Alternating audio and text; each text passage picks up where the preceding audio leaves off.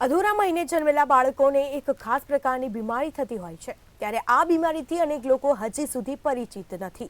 ત્યારે સુરતની ડોક્ટરની એક ટીમે ખાસ મિશન શરૂ કર્યું છે, જેમાં અધૂરા મહિને જન્મેલા બાળકોને પ્રીમેચ્યોરિટી નામના રોગથી બચાવી શકાય તે માટેના પ્રયાસો શરૂ કર્યા છે, જેમાં સ્વામી વિવેકાનંદ નેત્ર મંદિર હોસ્પિટલમાં ટેલિમેડિસિન પ્રોજેક્ટ શરૂ કરવામાં આવ્યો છે, જેમાં અત્યાર સુધી 5000થી વધુ બાળકોની તપાસ કરવામાં આવી, જેમાંથી 700 જેટલા બાળકોને સમયસર સારવાર આપીને તેમની આંખો બચાવી છે।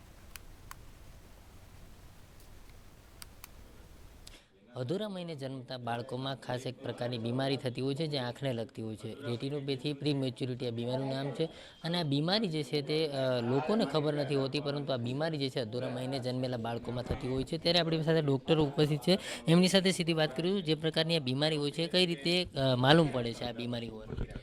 આ બીમારી માટે જે છે એક ચેકઅપ કરવામાં આવે છે આંખના પડદાનું, જેની અંદર યા તો આરોપી સ્પેશિયલી જે રેટિનાના નિશાન સર્જન હોય, જેને આરોપીમાં ટ્રેનિંગ લીધી હોય, યા એના માટે એક સ્પેશિયલ કેમેરા આવે છે જે ખાસ આ બાળકો માટે ડિઝાઇન કરવામાં આવ્યું છે।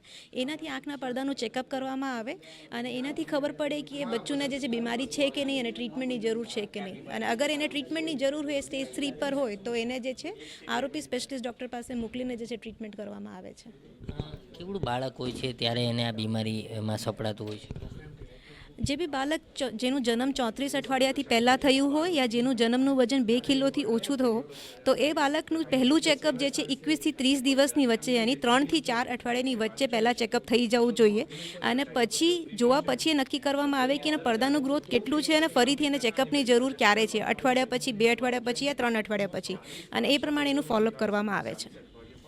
આપ જણાવો, ખાસ એક ઓપરેશન શરૂ કરવામાં આવ્યું છે કે આ બાળકો જે છે તે અંધત્વ થતાં રોકી શકાય, કઈ રીતનું આખું ઓપરેશન છે અને કઈ રીતની કામગીરી કરવામાં આવે? આ અંધત્વને નિવારી શકાય એટલા માટે કે આ પ્રીમેચ્યોર બાળકોમાં આ જે પડદાની નસોનો વિકાસ નથી થતો, એ બહાર નથી દેખાતું હતું। એટલે શું છે કે માતા પિતાને અથવા જ્યાં ટ્રીટમેન્ટ લીધી હોય ત્યાંથી બી સલાહ આપી હોય, પણ ઘણીવાર એ લોકો આ નિષ્ણાત પાસે જતા નથી હોતા।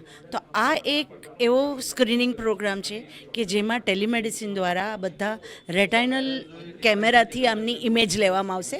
આવા જેવા બાળકો છે, જે મેં કહ્યું એમ 34 વીકથી વહેલા જન્મેલા છે, 2 કિલોથી ઓછા છે, અને એમની એ ઇમેજો એક્સપર્ટ દ્વારા તરત એનાલાઇઝ કરીને એમને ફરીથી ચેક કરવાના છે એ પણ નક્કી કરવામાં આવશે, અને એમને જરૂરી હશે તો ટ્રીટમેન્ટ માટે જે અમુક બાળકોમાં લેસર આપે, અમુકમાં એન્ટી-VEGF કરીને એક દવા જે આંખની અંદર નાખવાની હોય છે, પણ એ નિષ્ણાત નક્કી કરતા હોય છે। અને આ રોગમાં ખાસ એ છે કે એ નેરો વિન્ડો પીરિયડમાં તમે ટ્રીટમેન્ટ ના આપો તો બાળકની આંખ જઈ શકે। આમાં પછી ઘણી બધી વાર પેરેન્ટ્સ જ્યારે આવતા હોય છે ત્યારે બાળક 6 મહિનાનું થઈ ગયું હોય છે અને કશું નથી થઈ શકતું હતું।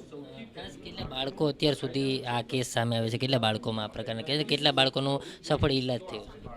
એ સફળ ઇલાજ અહીંયા દિવ્ય સૃષ્ટિ પ્રોગ્રામ અંતર્ગત અથવા જે વિવેકાનંદ નેત્રાલયમાં થયો છે, એ લોકોએ રેખાબેન વધારે એના માટે માહિતી આપી શકશે, કારણ કે એ વિટ્રોરેટાઇનલ સર્જન। તો જે પ્રકારે અત્યાર સુધીમાં આ રોગ જે છે તે 5000 જેટલા બાળકોમાં નોંધાઈ ચૂક્યું છે, અને 5000 જેટલા બાળકોનું સ્ક્રીનિંગ થઈ ચૂક્યું છે, તેમાંથી 700 જેટલા બાળકો જે છે તેમનો જે આ ઈલાજ છે, સારવાર છે તે કરવામાં આવી છે, અને અમુક જે સમયગાળો હોય છે તે દરમિયાન જ તેમને જે સ્ક્રીનિંગ છે તે કરવામાં આવતું હોય છે। ખાસ આ બીમારી જે છે અધૂરા મહિને જન્મેલા બાળકોમાં ખાસ જોવા મળતી હોય છે, પરંતુ સમયસર જો આની સારવાર કરવામાં આવે તો અંધત્વ રોકી શકાય છે।